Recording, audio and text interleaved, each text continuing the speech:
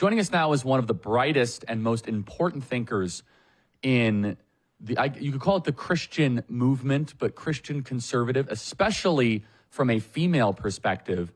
Her new book perfectly addresses one of my biggest passion issues that I haven't been able to summarize in a way that makes sense to myself yet, which is how the left and progressives are able to exploit Christian compassion. And guess what? That's the name of her book, literally. I think this is so important. This is how they're able to talk about open borders and all this. It's corrupted empathy is what it is at its core. But the book is actually called Toxic Empathy, How Progressives Exploit Christian Compassion by Allie Beth Stuckey. I've known Allie for a long time. She's a tremendous person. Allie, welcome back to the program.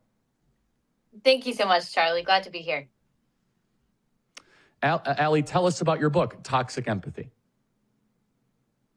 Yes, Toxic Empathy, How Progressives Exploit Christian Compassion. It's exactly what you just described, and I see it particularly from a female perspective, and really started thinking about this mostly in 2020 after the George Floyd riots, and of course in the midst of COVID. It's an election year. It was a confluence of a lot of things going on, and I was just so disheartened by the evangelicals, the Christian leaders, the pastors, the Bible study leaders, male and female, who were not only imbibing, but just regurgitating this nonsense about Black Lives Matter, about riots being the voice of the unheard, systemic racism, how white people just need to listen and learn. I mean, it was all the secular progressive nonsense, but it was being said in a way that appealed to Christians using kind of Christian language. And I actually was speaking to a woman about this, an influential Christian woman, and I was trying to get her to understand, like, there's a dark underbelly to this stuff. I know you just want to be nice.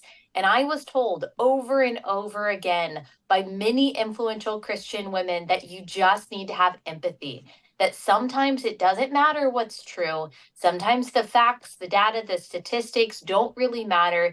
You just need to have empathy for someone's story. And then the assumption was not only that I would feel badly for them, but that I would agree with them, that I would affirm this defunding the police movement, that I would agree that systemic racism is a plague, that I would agree that I have white fragility and all this stuff.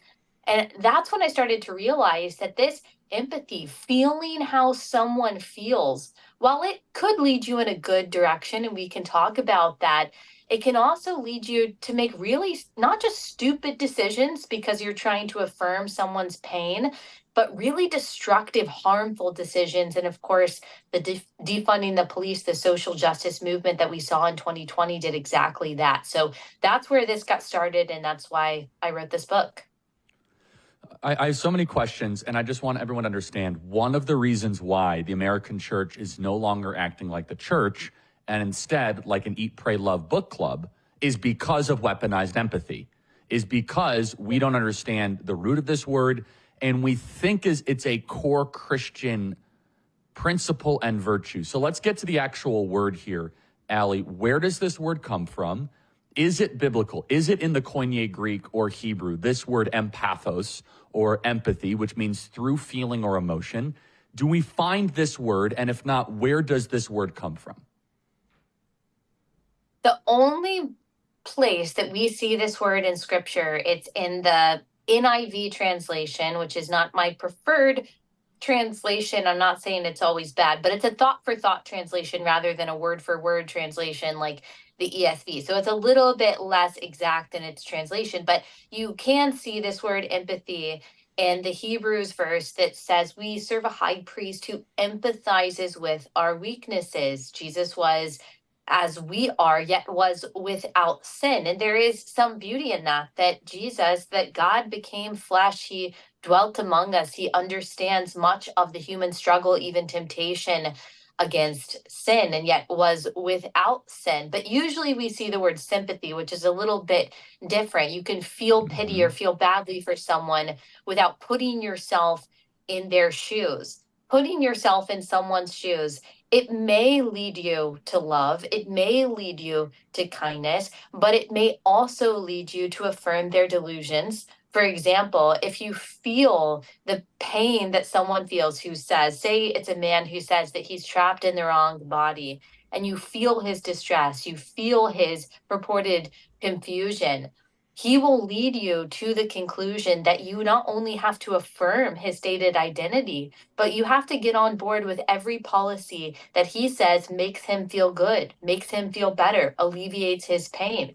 That's what we see in the whole emotional manipulation tactic that parents are put through when their child comes out as quote unquote trans. Would you rather have a living son or a dead daughter? Which means if you don't allow your child to transition, they'll commit suicide. That's what toxic empathy looks like. You feel so much of what that person feels that you're actually blinded to reality and morality. And of course, that's not what Christians are called to. And we can get into that more specifically.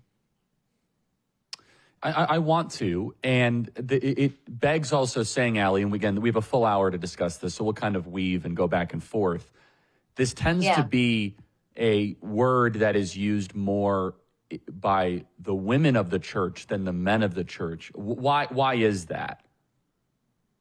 Yeah, I heard so much in the 2020 election, people justifying voting for Joe Biden by saying, I'm being led by empathy. And that also sounded the alarm for me. And you're right, it was mostly women, not exclusively women. The men that I heard it from were very feminine men, though, so that really shouldn't surprise us.